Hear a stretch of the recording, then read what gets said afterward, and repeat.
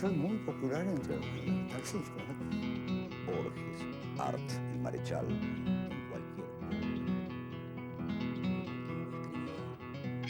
Puede ser sostenido con el corazón. Entonces, tal vez la literatura también una especie de fuga a otros planetas, a otras tierras, ¿no?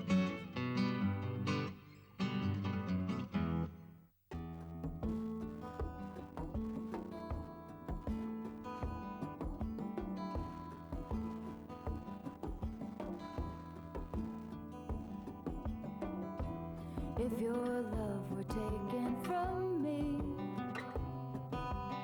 Mi primer recuerdo así consistente fue cuando yo estaba en sexto grado, que escribí una composición tema El Pomelo y gané el primer premio, que consistía en un cajón de pomelos. Y realmente, bueno, habían hecho un concurso con todas las escuelas del distrito para favorecer el consumo de pomelos. Entonces, bueno, ese fue mi primer premio literario. ¿Y te estimuló para seguir? No, yo no necesitaba mucho estímulo, hubiera seguido aunque nadie me habría conocido, ¿no? Porque tengo muy incorporada la necesidad de escribir a mi propia existencia, a mi propia manera de ser. Siempre me gustó escribir y empecé como se empieza, con los diarios, con las confesiones autobiográficas, pero siempre estuvo esa necesidad. Yo no tengo otra palabra para nombrar esa tendencia o ese vicio o esa virtud de todo pasarlo a la escritura, ¿no? Yo empecé con un libro de cuentos que lo edité con ayuda de mis amigos y que, bueno, pasado unos años lo quemé en el jardín. Tengo ahí 1 o 2 ejemplares como recuerdo. ¿En este jardín? En no me acuerdo. Sí, creo que sí, creo que sí. Y después, bueno, mi primer libro es Madrigal en Ciudad, que ahí obtuve un premio del Fondo Nacional de las Artes, que consistía en la edición del libro, ¿no? Después de ese libro de cuentos, trabajé en Madrigal en Ciudad, que son 3 novelas cortas. Así que, y después, no recuerdo qué vino, El Desatino, que son una serie de cuentos, y de 2 novelas cortas también. Está en mi naturaleza, ¿no? Ser escritora, porque me gusta. Siempre supe que tuve esa ventaja, que tuve la vocación declarada desde muy chica.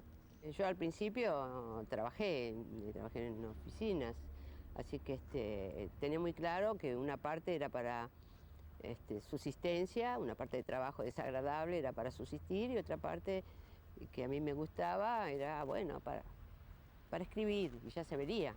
Y por supuesto que pensaba en la fama y pensaba que tendría éxito, eso sí lo pensaba, ¿no? Pero estaba muy lejos en el tiempo. ¿Y tus padres, digamos, sabían que escribías o era algo oculto?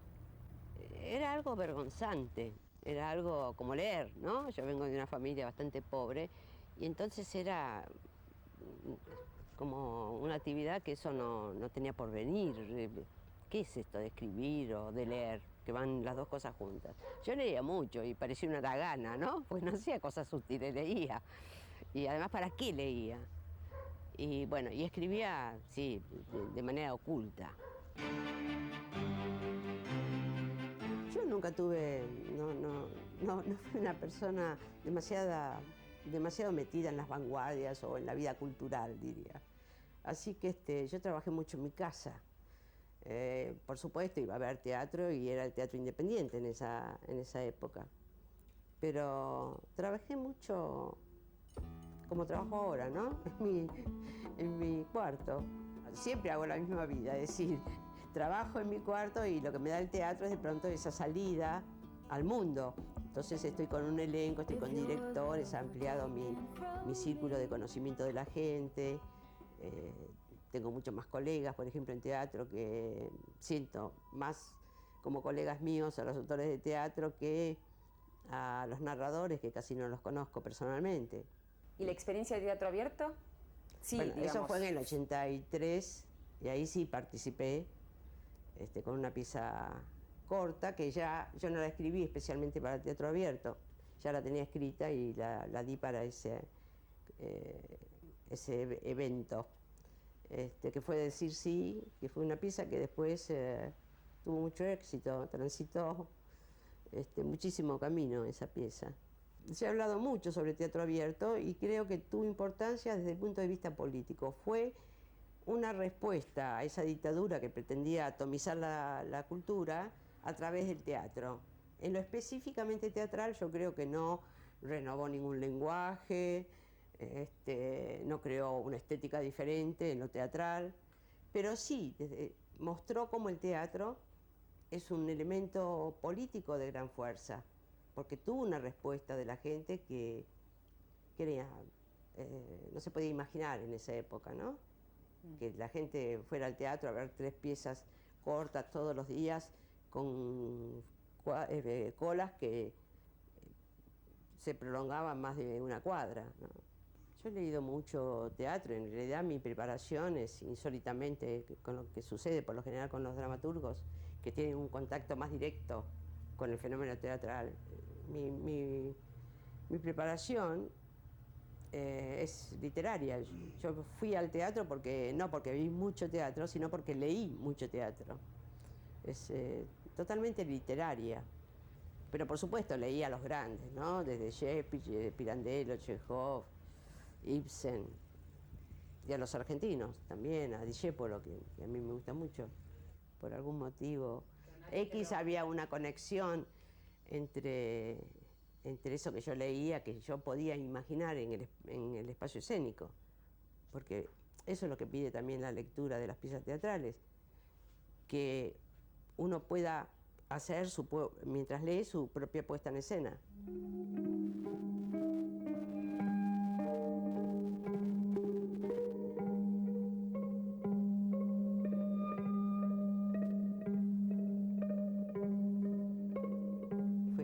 Una de mis pocas piezas que llegó en el momento justo, en la situación política adecuada, y donde la gente necesitaba oír ciertas palabras que la Malasangre se las decía.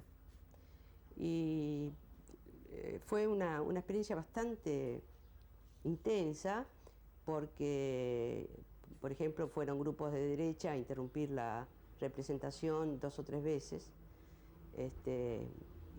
gritando, amenazando, pero lo bueno era que la gente no se retiró de la sala. Es decir, cuando se interrumpió la representación, se ofreció devolver el dinero de las entradas a quien quisiera, pero la gente se quedó en su asiento. Es decir, lo que daba el índice de lo deteriorada que ya estaba la dictadura y también de lo cansada y que estaba la gente, ¿no?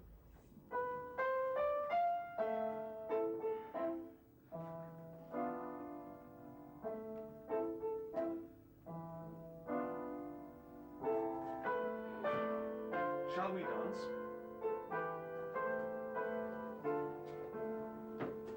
You're not leaving? Tired of our company? No, Papa, I'm not tired. Then dance. Watch the pretty couple. Aren't they delicious? Yes. Why are you laughing? La escribí cuando volví de España. Primero escribí una pieza que es una especie de sátira del poder omnímodo, que es Real Envido, porque bueno, el teatro presenta otras características que una novela, que es más oculta. El teatro va a enfrentar el público y va a enfrentar la sociedad enseguida, una vez que uno estrene. Y yo volví a España y no sabía muy bien lo que se podía decir en esa época en la Argentina, con una dictadura que seguía siendo dictadura, aunque muy deteriorada ya. Y entonces, bueno, escribí primero Real Envido para probar un poco, y después La Malasangre, ¿no? Porque tampoco quería suicidarme, no tiene sentido. La ubiqué en la época de Rosas, en 1850, porque la historia que yo quería contar no la podía ubicar en el presente, sí, sobre todo los comportamientos, una hija dominada a la que el padre quiere dominar y domina de esa manera, una mujer completamente, una esposa completamente sojuzgada, como es la de La Malasangre. Había una serie de comportamientos que solamente me los permitía el siglo pasado y la época de Rosas en particular. Y entonces eso me vino como anillo al dedo para contar lo que yo quería contar sobre En la mala sangre, que en realidad era la historia del poder, la historia de la autoridad desmedida, el derecho de los débiles a fracasar y seguir oponiéndose a esa autoridad desmedida. La he ido modificando a medida que compraba otras bibliotecas, porque no es una sola, sino tengo varias en toda la casa. Y tengo un orden que rara vez me falla. Por lo general, pero no es un orden, un único orden, es un orden muy personal. Por ejemplo, en alguna zona, colocados en la zona más alta, tengo los libros que compré cuando era adolescente y que los guardo por una razón sentimental, aunque no volveré a leerlos, como Anatole France, Panahi Strati, Romain Rolland. Y después, más abajo, tengo, por lo general, mi clasificación es muy primaria, los tengo por nacionalidad, ¿no? Los autores ingleses, franceses, alemanes, pero ese orden también lo quiebro, porque los que me gustan más los pongo en otro lugar, que sé que los quiero, y por ejemplo también los libros escritos por mujeres también los tengo en otra parte, pero también en otra zona tengo escritores que amo muy especialmente, como Colette o Maupassant,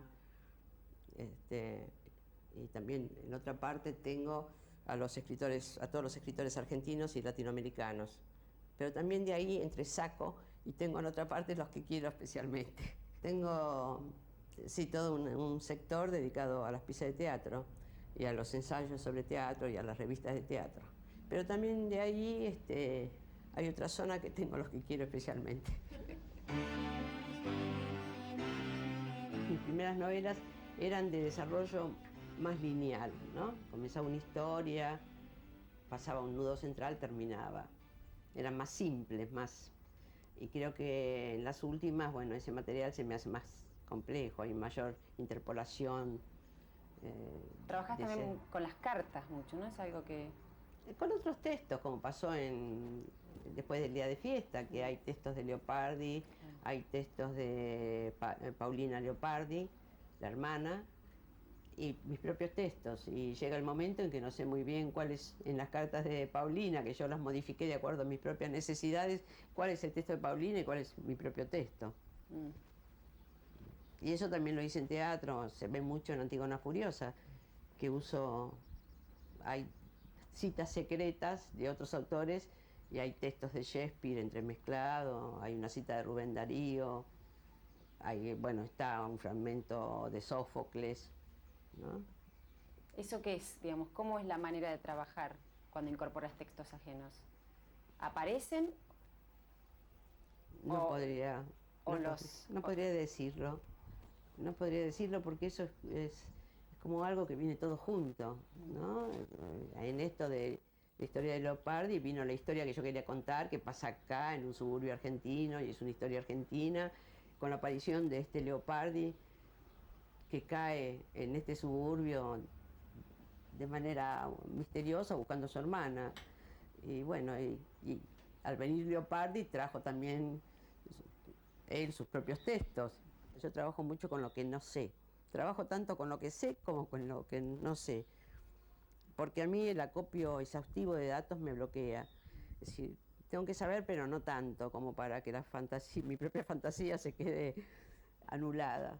Entonces, bueno, sí, pero he leído los textos de Leopardi, he leído una biografía de la hermana donde estaban las cartas. Y bueno, en un momento digo, no quiero saber más nada.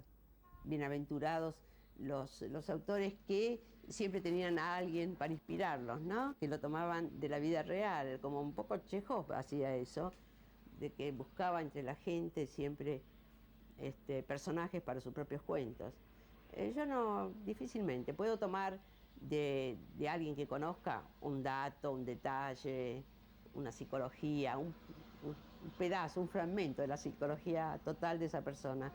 Pero por lo general me inspira poco, nunca tengo el modelo, diría. en la vida real, ¿no? ¿Y en la literatura?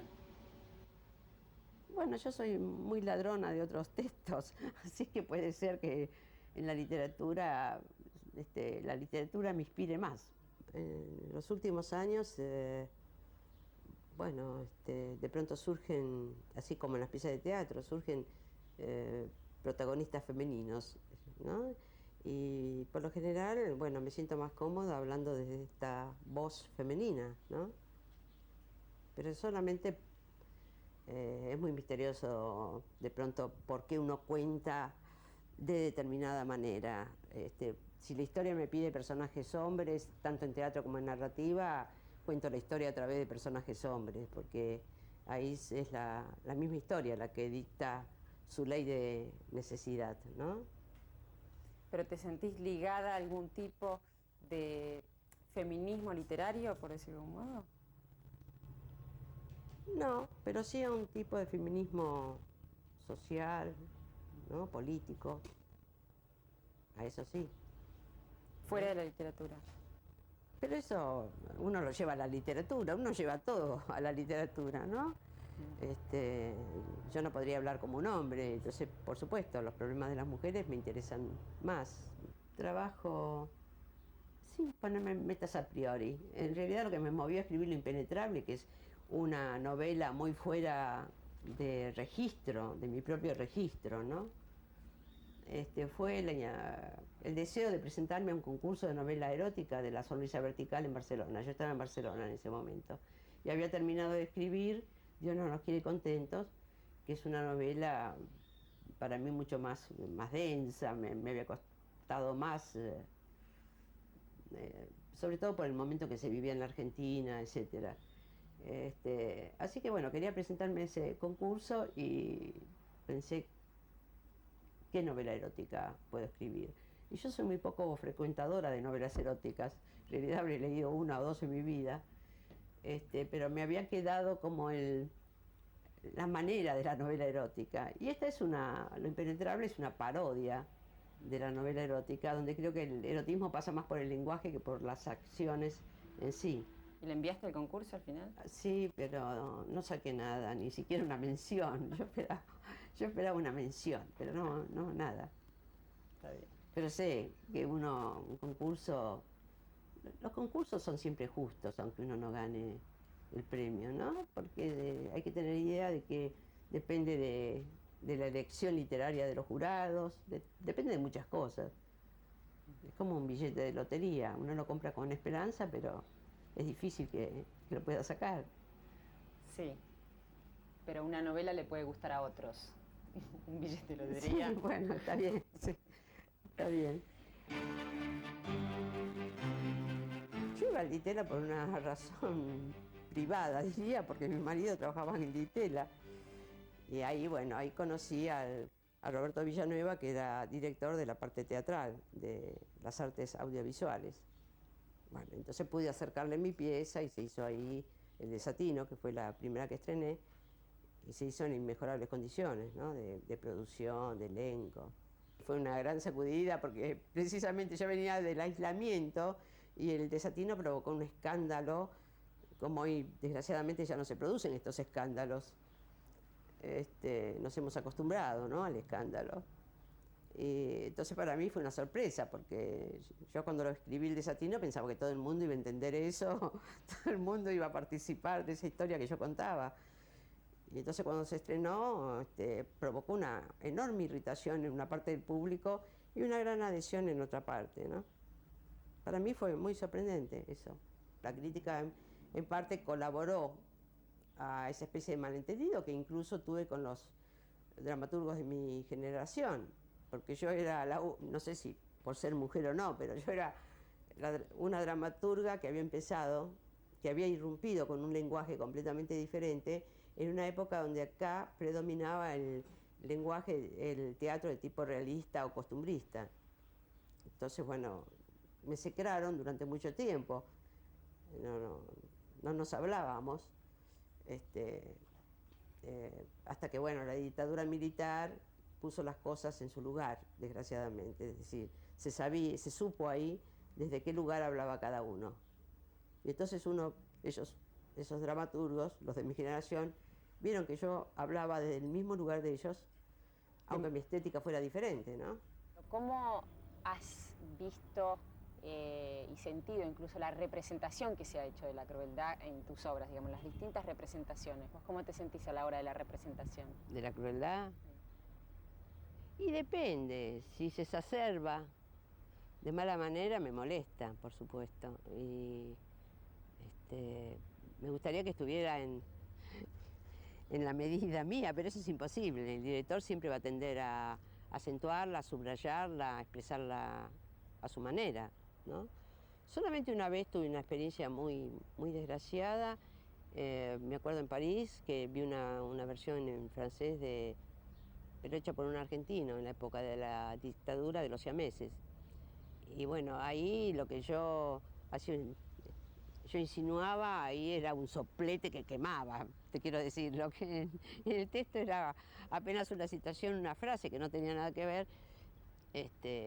En la puesta era un soplete y se torturaba físicamente, lo cual en teatro jamás se puede hacer, ¿no?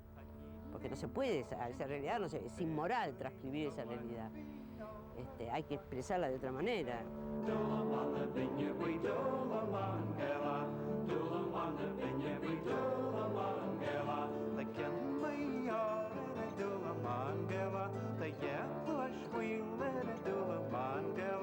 El título, bueno, me gustó por la ambigüedad, porque para nosotros el campo es la campiña, ¿no? Es la pampa. Seguramente para un alemán es otra cosa, pero para nosotros me gustaba esa asociación entre campo de concentración, para nosotros tan en último nivel de comprensión, con ese campo, con esa campiña, con esa... De tal manera que en la traducción francesa el campo era demasiado directo, remitía directamente al campo de concentración, y entonces se prefirió decir a la campaña, en el campo. También la historia es un pretexto para hablar de la Argentina en esos años, que ya se veía, ya se detectaban lo que sucedería más tarde. Había signos. Simplemente creo que cualquier escritor tiene que tener la atención más despierta, las antenas más largas, y creo que simplemente yo registré esos datos que había en la sociedad argentina y usé esa historia para hablar de esa sociedad que iba hacia una dictadura mucho más cruenta que la de Onganía. Los cuentos de lo mejor que se tiene, ¿cómo surgen a la hora de escribir, digamos? ¿Los fuiste reuniendo? ¿Son de distintas épocas? Sí, son de distintas épocas. Creo que algunos tienen hasta 20 años de antigüedad. Y nunca, algunos también publiqué en alguna revista, en algún periódico, pero nunca pensé en editarlos, así en libro. Pero hace 2 años, de pronto, empecé a escribir cuentos, que son los últimos del libro. Escribí una serie, no sé, de 8 o una cosa así. Entonces ahí sí pensé que podría mirar los anteriores y trabajarlos, los que había que trabajarlos, y bueno, y pensar en una edición. ¿Tenés algún tipo de actitud diferente frente a los cuentos que, por ejemplo, frente a una novela? ¿La forma de cerrar? Creo que es un género distinto y muy con reglas impalpables, pero también muy determinadas, ¿no? El cuento. Creo que el cuento debe cerrar de una manera casi fatal, ¿no? Mientras que una novela, no sé, la novela va cerrando a medida que se va desarrollando, creo, ¿no? Cuando vos empezás a escribir, ¿sentís que entras a tu propio mundo literario? Y la hoja en blanco o ahora la pantalla en blanco, ¿no? Está ahí esperando a alguien que la llene. ¿Y cómo llenar esa página en blanco o esa pantalla? Siendo uno misma, ¿no? Expulsando de buena o mala manera lo mejor, lo peor, lo que uno tiene. Entonces, desgraciadamente, creo que siempre es la misma persona que habla y que por ahí puede ser reiterativa en los temas. Y felizmente es la misma persona para presentar un mundo que el lector puede aceptar o rechazar. Una palabra que me inquieta es trabajo, que es una palabra tan depreciada, que causa tanta insatisfacción, tanto esfuerzo, tanto sacrificio, ¿no?, en la gente, cuando tendría que ser una palabra grata, una palabra necesaria. El trabajo que nos da sentido, que da sentido a la vida, ¿no? Y tengo, con referencia a esa palabra, un doble sentimiento, ¿no? Por un lado, para mí el trabajo ha sido un don de la existencia. Me ha gustado trabajar y amo profundamente el trabajo que hago.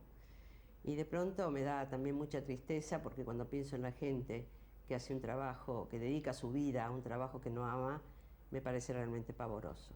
Como toda joven pareja queríamos nuestra casa propia o un lugar donde vivir, y acá esta zona había sido horno de ladrillos, entonces costó mucho hacerla fértil, ¿no? La primera capa era arcilla pura.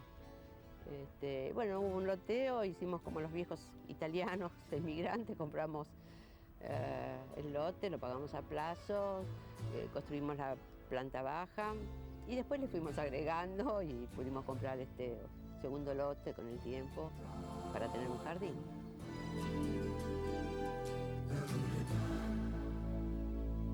Esta forma tuya de vértelas con el autoritarismo, quiero decir, ¿cuándo aparece?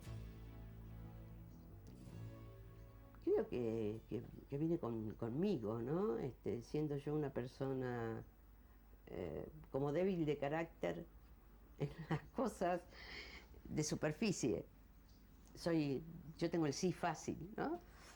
Pero debe haber una cosa interna muy férrea, que es la que me hace rechazar y odiar todo autoritarismo, toda violencia de imposición, ¿no?